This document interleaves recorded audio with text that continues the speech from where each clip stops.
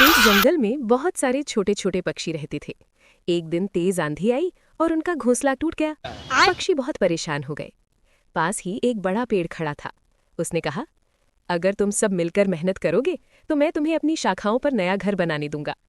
पक्षियों ने मिलकर काम शुरू किया। कुछ पक्षी तिनके लाने लगे, कुछ पक्षी पत्ते इकट्ठा करने लगे, कुछ पक्षी घोंसला बनाने लगे। सबने मिलकर मेहनत की और जल्दी ही एक मजबूत घोंसला तैयार हो गया। आंधी आने पर भी वो घोंसला सुरक्षित रहा। कई बार से मुश्किल काम आसान हो जाता है।